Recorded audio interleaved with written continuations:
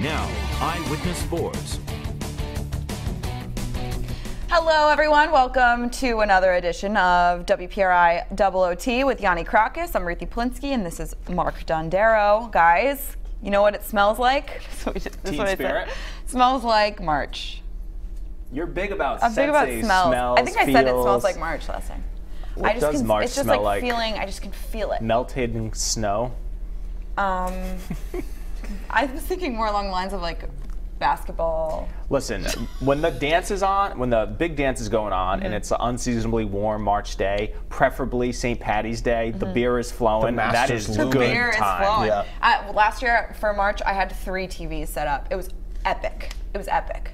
Where were you living? Wichita Texas? Falls, You Texas. had 3 TVs and Yeah, that it was me small... and a friend. We like set up. We like had some spare TVs that we like weren't Got using. some Doritos. some Mountain Dew. nachos. Yeah. Mountain Dew too. Yeah. So we start with college hoops. All right, so we're starting college hoops. We'll start with Providence. They played today. The weird, bizarre series of events. Their game getting suspended last night at the Dunk on Wednesday. They resumed play today at Alumni Hall with 13 minutes to play, and they were within 1 at one point there at the close to the end, and somehow they lost 89-77. So, are they going to make the tournament? What are your thoughts? They're currently tied for... Currently 10th. Three-way tied for fourth. In the It's a Big East. 3-way tie for fourth. Currently slated as a 10 seed in the NCAA tournament. That was before this loss, I believe. My thought is I will defer my take for now to Ruthie. What do you think? Oh, God. So you just are coming. You're mad. I want to hear what you have to say. I was a little fired up. I want to hear. Yeah, I want to hear it. I was disappointed in what happened today. I was really hoping that 9-point deficit when they postponed the game was going to be, it was going to work in their favor. They get to play in their practice gym where they play. Like, you should be able to beat anyone in the country if you're in your own practice gym. You have another night to kind of game plan, see how Seton Hall prepared. They were down 9. They were down 9. They got within 1 though. They were so close. Kyron Cartwright having a great performance today. He was really hot offensively. Obviously, Cooley really disappointed in how they played defensively. Will they make the tournament? Yes. That sounds really convincing, Ruthie. Yes, I think they're going to make it. We'll see how everything plays out. They got to get some road win. They have to beat Georgetown on the road and Xavier on the road. They're not going to beat Xavier. They're not going to beat Xavier. So then they play. If they win 2 of 3 and beat Seton Hall on, St. John's on Senior Day, they beat Georgetown Saturday, and they lose to Xavier, that's not a bad loss. They're a top 10 team. I think they'll be okay. Still maybe some uneasy moments in the Big East tournament, that first game. Yeah, they need to do well in the Big East tournament. They're definitely close. Last check on Lenardi's bracketology, they were first 4 buys. So, like, there is anywhere from 4, 5, or 6 teams more on the bubble than they are in. Okay. That obviously can change, and that doesn't always prove to be accurate, but they're right there. Yeah. How they'll perform in the tournament is another question. I think that's what I was more fired up about in the office, because this team has so much talent. It's just frustrating because I just want it to be consistent. Well, I'm sure they would prefer that we ask that question because that would assume that they're going to make the tournament. I think we can stop asking the question that we're currently asking. We asked it last week. We're asking it again. They're going to make the tournament. Well, they're not if they lose the rest of their games. No, they're not going to. They're going to make the tournament. So they're going to make it. I think if you want, I'll give you. We can keep asking the question, but I think they're going to make the tournament. If they win 2 of 3, they're probably going to make it. If they don't win 2 of 3 and they have a bad loss, they'll go on a run in the Big East tournament. They will make the tournament. They will find a way. Like you said, I think ultimately maybe they have some consistency issues, but this team has talent. They have Ed Cooley. They have leadership. They have experience. I do not see them dropping the ball and laying an egg down the stretch, which would ultimately keep them out of the NCAA tournament. I don't see it happening. I'm convinced of that. The only way I won't be convinced of that is if it doesn't happen and they miss the tournament. So I'm not really entertaining this question. In my own mind, I'll do it for this show. Okay. The question what they've struggled, it seems like they've struggled to put consistent wins in a row. Like, I feel like no winning streaks, no losing streaks.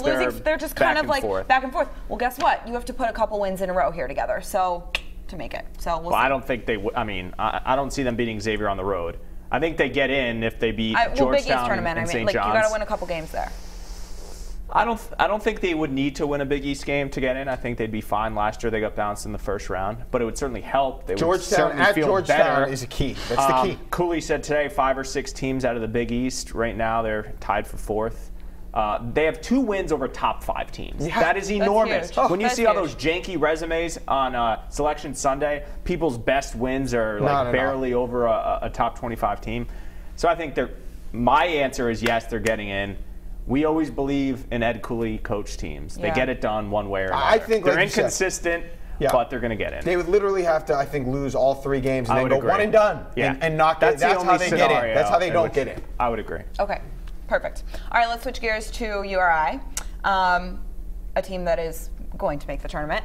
But also, what are they going to do there? What are they going to do in the tournament? What are their expectations? Well, I think we're going different questions. We're going with Hurley now. Oh, we changed the question on me. My script is. We changed. It's okay. We I changed the question. Will Dan Hurley stay at URI beyond this year? So this comes as Sports Illustrated has an article of their top 10 coaches to watch in the carousel. He's looking at you so lovingly in that. I know. He's admiring me. He used to sit this side. I used to sit there when we used to do our show, and that's how far URI's program has gone. They would lose 2 games in the week and be like, "So, coach, how about last week?"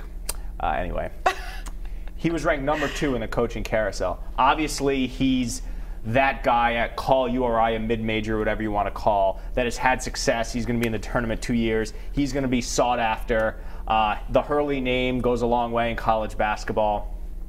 I mean, his brother got the ASU job for doing far less than Dan has at Buffalo. So people will be calling. The schools floated out there are Pittsburgh and UConn. Each school would have to buy out their current coaches. UConn has been a dumpster fire the last couple of years. They won a championship how many years ago? 3 or 4 with Kevin Ollie. Yeah. So not far removed from a championship, but they're in the American Conference. Obviously, Connecticut could pay him more money than he's currently making at URI. Pittsburgh could as well. ACC job, but is it a great ACC job? Pittsburgh just got into the conference. So if those are the 2 schools, I don't know if they're the right fit. Obviously, he's gotten overtures from the area where he grew up, whether it was St. John's or Rutgers, and he's turned those down. I think he stays past this year. I covered Shaka Smart for 4 years in VCU. And he was the hot coach, and he had offers every year. And he waited, and some were good, some were ACC jobs, some were, SEC jobs, whatever. And he waited, and he got Texas. If you have faith in your ability as a coach in your program, they're going to have guys leave, but they have a great recruiting class. Who's to say the jobs aren't going to be better next year or the year after? I think he'll leave when the job is right. He always says that I coached high school for ever many years. I was at Wagner. He's not a mercenary who likes to leave year in and year out, bop around. So I think he stays, and I think he could. We were talking in the office. If a big, huge, enormous program calls, if they get in trouble or their coach leaves, then I think he has to listen. But I think he stays for at least another year. But it's going to be hard for URI to keep up financially with these other schools because they just don't have the cash flow. No, to be it's hard is probably impossible. I'm reminded of when Brad Stevens took the Celtics job. I don't remember exactly what his plans were at the time, but I remember him saying, I guess it was at the press conference, he said, I don't know if he was talking about a conversation he had with his wife, but he basically said, this is the Boston Celtics calling. Right. This isn't just some team. I think that's what it would take. I keep going back and forth on this. I think he could leave. I don't know. I think what's going to happen, basically what you said, he'll be open to offers. He will listen, certainly. He'll be open to anybody that wants to approach him. But at the end of the day, he's going to be picky, and he's going to want to stick around, win for a little. I know Ruthie made that point either a few episodes ago or some other time. And, yeah, I think he ends up staying because he'll have, in his mind, a pretty good situation at URI that he built. And I think he's going to decide that, they're used to the area. They've got all these recruits. They're in a good spot. They're in the tournament. They're becoming a perennial tournament team. Why not, hang out, see where this goes, and then when the ultimate opportunity arrives, then maybe go. Is there a window, though? Do you not want the window to leave, There is a window, but I think he'll understand what the window is. He'll know either if, hey, this recruiting class might not have been as good or these guys aren't flourishing the way we thought. And then if he has an offer, he might go. I just think, look, he's going to be open to them. He's going to be open to other offers this year. And if he gets the one he wants, he'll go. All right, I'm not saying he's just not going to go, but it has to be that offer. It has to be a special situation. Ruthie's hot take. Here we go. There's no way he stays. There's no way he stays. That's Ruthie's hot take. Okay. I think this is such a senior-heavy group, and so many of them are graduating, namely E.C. Matthews, who's been his guy. For them to kind of leave at the same time as, like, we talk about the Bill Belichick, Tom Brady ride into the sun, like, I could just envision that being a window for him to accept something new, go somewhere where he's going to make couple million, like a lot more money than he's making here. He's making a lot of money, but like he's going to go somewhere where he's going to get a lot more money. He's going to have a lot more resources, whether it's UConn, Pitt, whatever. I think it's going to be hard for him to say no to leave after this historic season they've had. He's built his program. It's almost like go out on top. You had a 16-game win streak. You clinched the regular season A10 championship. They're probably going to win the A10 tournament. They're going to go to the tournament. They'll probably go deep. Like, I just really feel like this is his exit. I can buy into that argument. I could too. I think there is. But if the job's not right, way he stays. No chance. 0%. I think there's no way he stays. So I think let me just for ask him to be number 2 on that list. Yeah. There's a lot of coaches who are at like middling programs, like up and comers, but like, hey, you're at Mount St. Mary's. Like, that list wasn't like guys who were at good there weren't many other. Who was number 1 on the list? Was it Chris Mack of Xavier? I don't know. Yeah. But other than that, that was the only name that stuck out to me as being like guys you actually know in the business. Okay. Let me just ask this question. Are you saying, in your mind, do you think that he just wants to go? He's had enough of University of Rhode Island basketball. I think he wants to just go. So he's not going to be too picky. Is that what you're saying? I think that's part of it. I think there are things that frustrate. Like, I think he's ready for a big program. Like, you're ready for a big school. Fair. I think we've kind of always seen that with the way he handles, like, almost local media. And he's just kind of like, he's just made for the big stage, I think. Like, I just feel like he's groomed himself and he's ready to go. I certainly wouldn't say that in terms of his media relationship. Well, I mean, the way I mean that is the way he's been. I don't think he's handled criticism very well over his tenure. Okay, that's I don't know if he yearns for that. I don't know if he wants to be on. I don't know if he's a guy who's like, I need to be on national TV every single night. I mean, they are now, but well, I think he does like that. I think he likes the crowds. Yeah, he loves the crowds. So he loves that he's built this student atmosphere at the Ryan Center, and this is one of the toughest places to play, and he loves that. Here's I get the sense that he loves it. If you can get to the tournament every year, that's. Currency in college basketball is getting to the big dance. You are irrelevant if you're not in the big dance. So if he thinks he can get to the big dance every year, and you can make a run out of the A10, it's not like years ago when Duke, UNC, Kentucky, and Kansas were here and everyone else is there. Right. The margin of error is so slim now. Bill Self was talking on PTI the other day. He said teams 0 through 50 in the country are very close. Now, obviously, 1 is better than 50, but I would say the things he's looking for are besides salary, are the resources, the fly private to everything, have a gym to practice in, like Providence does, recruiting budget, all that stuff he's looking into. But he certainly can make the dance every year with what he's built at URI. And so I will make my counter argument and say that they have this top 50 recruiting class coming in that is supposed to be amazing. Look at your young guys, Jeff Doughton, Fats Russell, Cyril Langevin, like these young guys that are still going to carry this program. They're still going to be good without Hurley. It's almost like he's leaving them in a good place. And he doesn't owe. I definitely think he'll listen. He'll want to listen, and he'll be there entertaining offers. I think it has to be the right one. When we're talking here, like worst case scenario, UConn and Pitt, I'm like, I don't know why he would turn those down. Something about being at UConn, but being in a conference that spreads throughout the country, it's just like you have no identity. There's something about the American Conference, and they have some good programs in there that I don't care less about that crap. Like. I would say Pitt's probably a better job. It'll be interesting. I'm excited. I'm excited to see. It's interesting. I just have grown to respect the man so much that I just feel I just am excited for him. I'm excited. Well, I think your point, if he does stay, I'm so happy. I think his resume is secure after this year. He rebuilt a program, 2 NCAA tournaments, conference tournament, championship, regular season. So it would be fun for him to win. There's for no a little unfinished bit here. business. I mean, and EC's like his third son, so they go out together. All right, what do we got next? I don't know. That was a good chat on your. That was. I was fired up there for a minute. All right, gotta turn my page. JD Martinez with like an old ball player. Doesn't it look like he was in like JD? All right, so there's your next question. How big was the JD Martinez signing for the Red Sox? We were waiting and waiting and waiting for the big signing. Hey. This is a guy who hit 45 home runs last season. I've heard a lot of counter arguments to this. People don't like him. They don't think he's the real deal, fool's gold. I think he hit 45 home runs last year. Let me check. Oh, he did. So I think that this guy is a positive development that he is here playing for the Red Sox. Do I buy that he's, a step below Mike Trout, as the numbers in some categories might suggest? No. But he hit 45 home runs last year. He had, 17 home runs or something in 1 month. He's had a couple good seasons. Now he's 30. He was a late bloomer, but so was a guy named Jose Bautista, who didn't hit 54. Before his age 30 season, I think the most home runs he hit in a year was 16.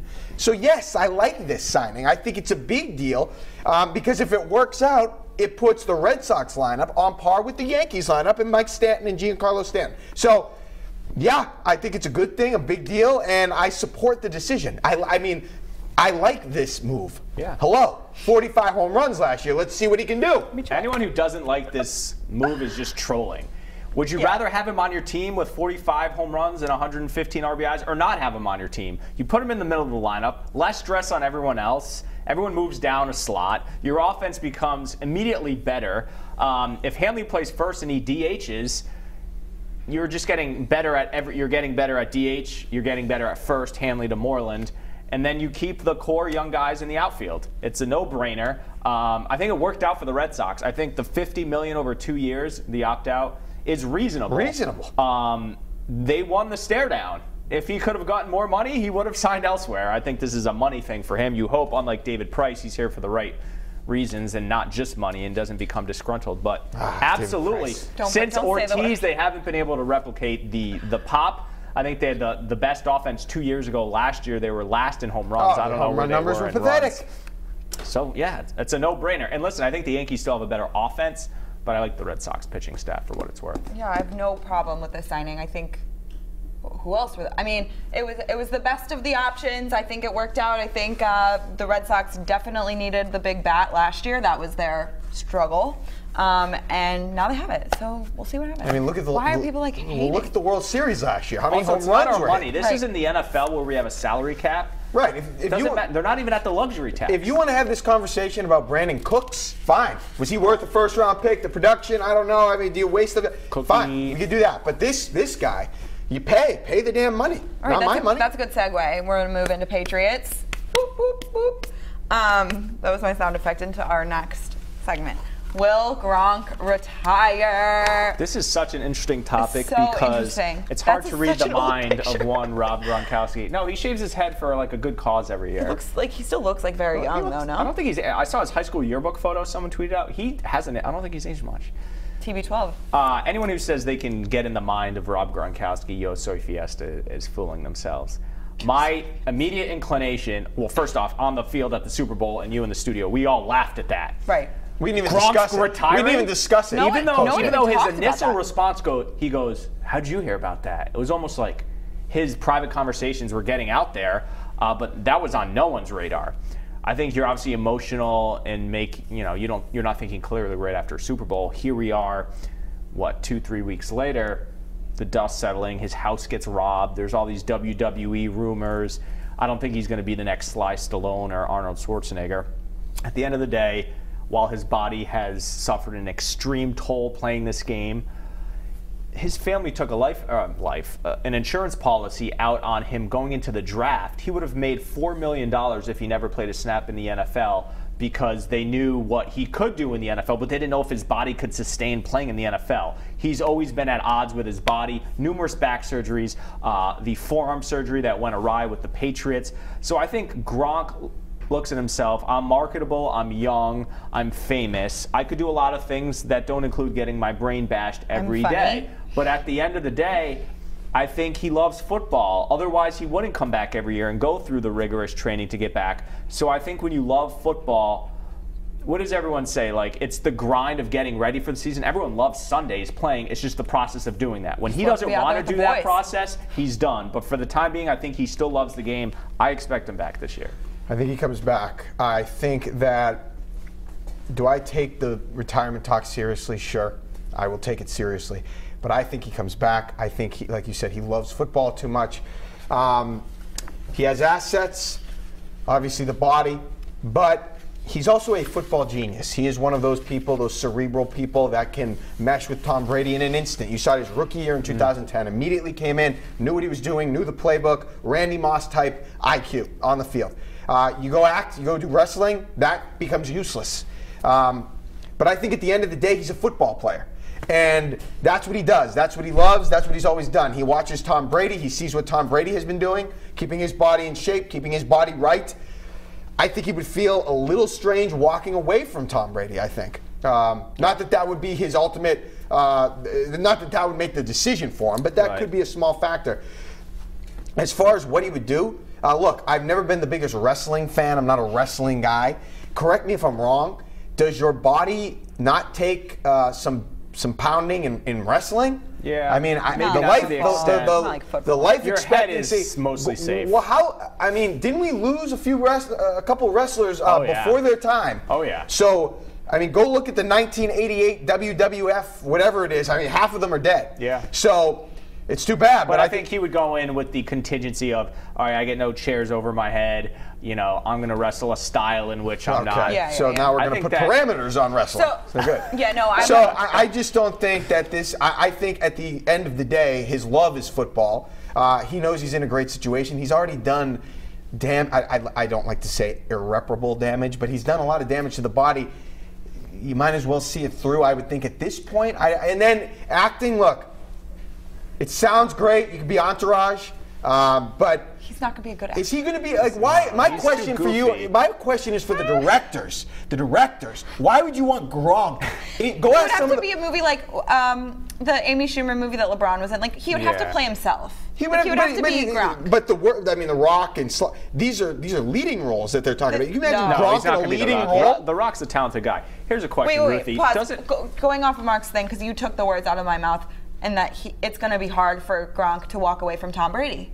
As long as Tom Brady's there, I think he's going to. There's such a connection there, and I like a quote that stuck in my mind from this season is when Tom Brady was asked. I think it was in Pittsburgh. It was Tom Brady was asked about, there are 50-50 balls for Gronk. Like, how do you just know to throw it to him? And Brady said something along the lines of, like, what you guys think is a 50-50 ball, like, I know is a 95-5. Like, I just love their relationship and, like, their connection and how they play. Also, other than the concussion, Gronk's remained relatively healthy this season. Yeah. Knock on wood. And he changed his diet last summer. He might be feeling better than everyone's expecting. Also, I think it's going to be hard for him to walk away from Tom Brady. Does Gronk care about being the greatest tight end ever? He's in the discussion. He could put an end to the discussion. I think he already did. I think he already is. I will say, this is just my opinion.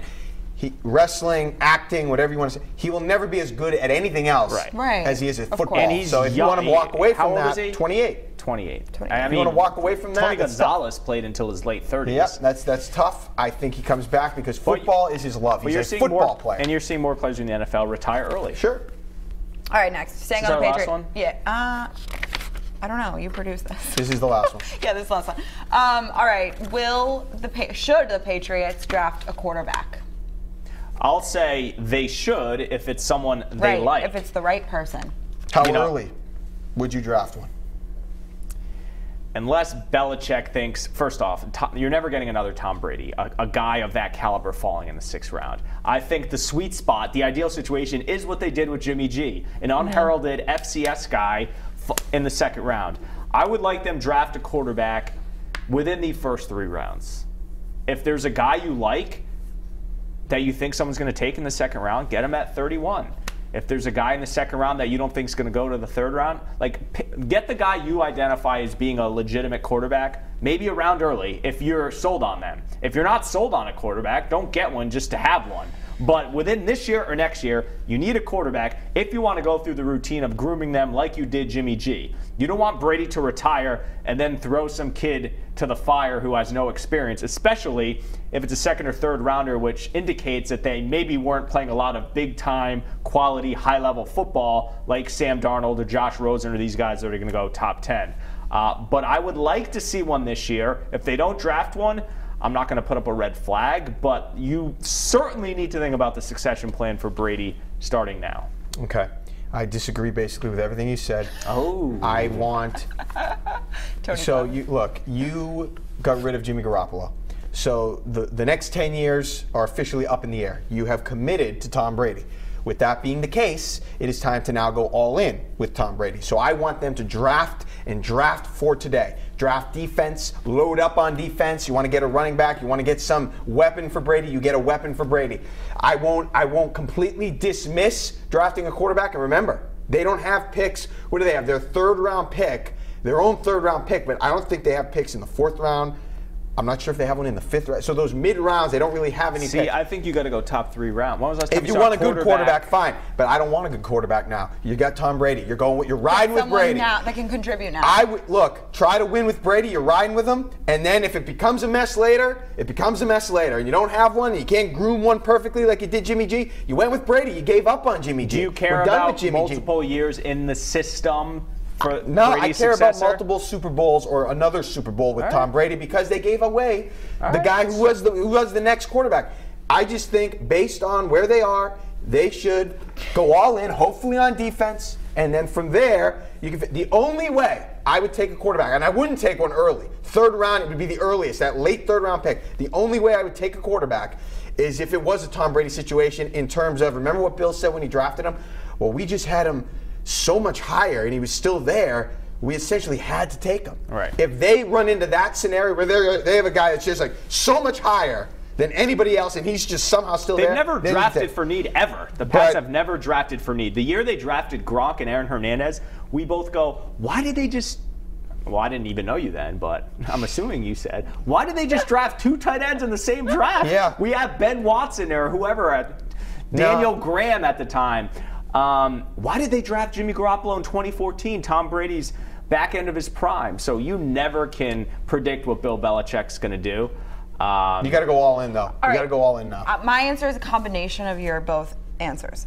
If there's a guy early on, he's available, Bill Belichick says, that's... You talking quarterback? Quarterback. There's a quarterback early, and Bill's like, I need him. Like, I want him. This is going to be the guy. I want Brady to groom him. If he's like, you can't pass him up. You just can't do it. He fits the mold of the Patriot way. You get him. But I like what you're saying is like, if it's not someone you're crazy about, don't just draft a quarterback to draft a quarterback because there are needs and fill the needs that we need now. Like the younger guys that are going to be able to contribute in their rookie season, this quarterback won't be able to. Would Bill ever entertain trading up and getting one of the blue chip guys? I wouldn't put anything past him. I'm telling you what I would do. I would load up right now and try to get guys that can help Tom Brady now, namely defensive guys. What did Bill Belichick say in 2014? We all know Tom's age and contract situation. He could say that 4 years later again. Well, but that's out the window now. He was overruled. Well, in 2014, we didn't need the next successor, or so we thought. Well, maybe Bill did think they did based on his age and contract situation. Do you remember situation. the shock when they drafted a second-round quarterback? People were shocked. Well, I mean, they drafted Ryan Mallett a little higher than expected a few years before that, so it wasn't. The goal, obviously, is a Garoppolo, Russell Wilson, overlooked for either size or where they played, because you're not going to get the USC quarterback if you're the Patriots. I mean, look, if for some reason, I'll just throw this out there, Baker Mayfield is there at the end of the third round, and they have third round, he's going to be a first rounder. Well, you never know. I mean, things come out. You could screw up the draft process in between now and the end of April. And they have a higher grade on him, maybe they take him. I don't know. But 2012, Hightower, Jones, first round, both of them. Change the culture of the defense. They get 2 Super Bowls. How about some pass rushers? Can we start there? God bless. How about someone that can give me an athletic linebacker? From your ears to the draft god ears. From your mouth to the draft. It's great that we're going to have a draft that's relevant again. Yeah. We haven't had an important draft in a while. It feels. Maybe not for you. Every draft is very important for me. I'm a draft guy. Important. Last year you won the Super Bowl. They traded Cooks before the draft. Yeah. They had no first rounder. Did they have a second rounder? I don't think they had a second rounder. When was Derek Rivers drafted? I mean, look, they got their number 1 pick from last year, who was injured, a pass rusher. Malcolm Brown was late first round. I mean, you guys as New Englanders too are sitting here being like, we just lost the Super Bowl. We have so many needs to fill. Like the world is ending. It's a good point. It's not ending, but yeah, they're spoiled. Patriot fans, we're all spoiled. But just spoiled. The defense, though. gave up a lot of yards, a lot of. They can improve that. We gotta defense. go. We gotta go. We gotta way wrap too this long. thing. Too long on URI. Ruthie is such a chatterbox. I talk too much, way too much. Okay, well, thank you so much for joining us for another edition of WPRI OOT. You can catch this episode and all episodes on our website, WPRI.com. And don't forget to subscribe to our podcast. Is this like your fake sportscast voice? Don't forget to subscribe to our podcast on iTunes. Tony, wait! Oh.